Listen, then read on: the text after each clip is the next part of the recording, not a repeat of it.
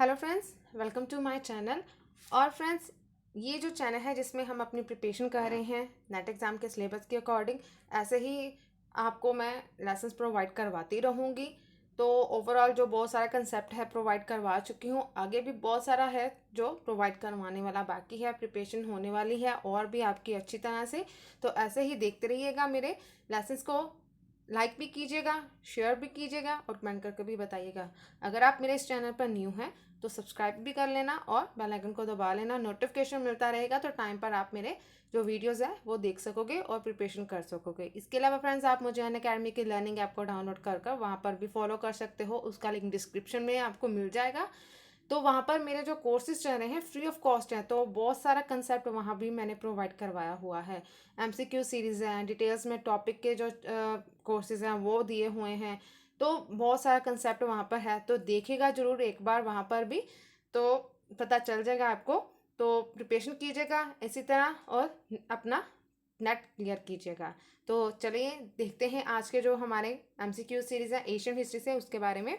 तो जैसे कि फर्स्ट हमारा दिया गया है कि महानतम प्रतिहार राजा था, कौन था वो? धर्मपाल था, हर्ष था, महिर भोज या महिरपाल। तो जो महानतम प्रतिहार राजा कौन था वो था महिर भोज ही महानतम प्रतिहार राजा माना गया है। तो ये था ऑप्शन सी हमारा राइट आंसर।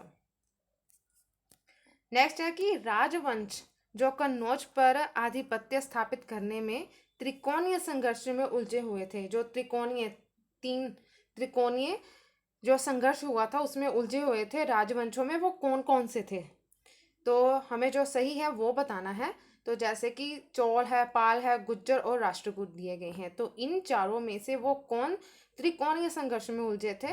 वो थे, ऑप्शन जो राइट दिया गया है वो है सी, पाल, गुज्जर और राष्ट्रकूट। ये तीनों ही जो राजवंश जो कन्नौज पर अपना आधिपत्य स्थापित करने के लिए ये त्रिकोणीय संघर्ष में उलझे थे। तो सी है राइट आंसर। नेक्स्ट है, किस चंदेल राजा का एक अन्य नाम लक्ष्मण वर्मन था?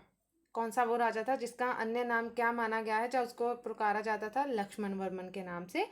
तो वो था यशोवर्मन। तो डी है राइट आंसर। नेक्स्ट है, विवाह के किस प्रकार में कन्या शुल्क की शर्त पूरी करनी होती थी?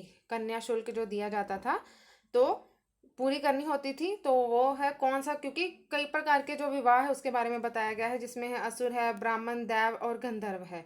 तो इन चारों में से वो कौन सा था विवाह जिसमें कन्या शुल्क की शर्त पूरी करनी होती थी? वो था असुर विवाह।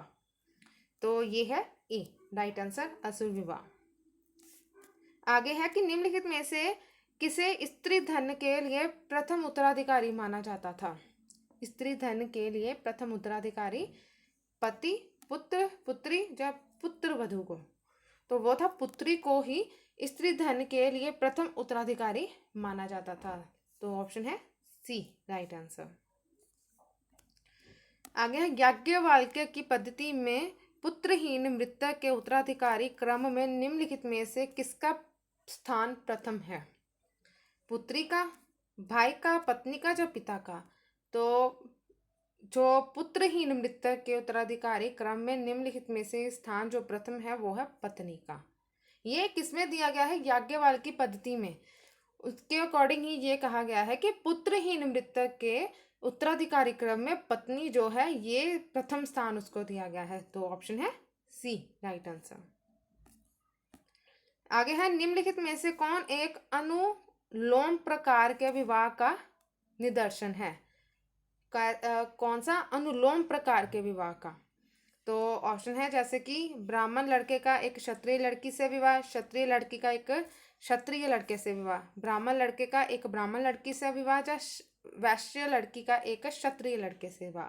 तो जो अनुलोम विवाह जो किसका दिया गया है, ये है ब्राह्मण लड़के का एक क्षत्रिय लड़की से जो विवाह है, ये अनुलोम प्रकार के विवाह का निदर्शन बताया गया है। तो ये है राइट आंसर। आगे है, दक्कन में हर्ष के सामरिक विस्तार को किसने रोका? महेंद्र वर्मा ने, दंतीदुर्ग ने, राजेंद्र प्रथम ने या पुलकेशन द्वितीय ने? तो रोका गया था वो पुलकेशन द्वितीय के द्वारा ही रोका गया था दक्कन में हर्ष के सामरिक विस्तार को। तो ऑप्शन है डी राइट आंसर। आगे बताया गया है कि उत्तर गुप्त वंश के निम्नलिखित राजाओं में कौन हर्ष का समकालीन था। तो जो हर्ष का समकालीन माना गया, जैसे कि हर्षगुप्त है, दामोदर गुप्त है, माधव गुप्त है, या उपरोक्त में से कोई भी नहीं। तो जो उसका समकालीन माना गया है वो है माधव गुप्त। गुप्त वंश के राजाओं में जो हर्ष का समकालीन है वो है माधव गुप्त था। तो सी राइट आंसर है। आगे है, निम्नलिखित में से किसने कश्मीर में अपने अभियांत्रिक क्रियाकलापों में विस्तार के मार्ग को नियंत्रित कर दिया। वज्रादित्य ने, दामोदर गुप्त ने, शूर या स्वयं ने। तो ये किया गया था स्वयं के द्वारा कश्मीर में अपने अभियांत्रिक क्रियाकलापों में विस्तार के मार्ग को नियंत्रित किया गया था इसके द्वारा। तो डी राइट आंसर है।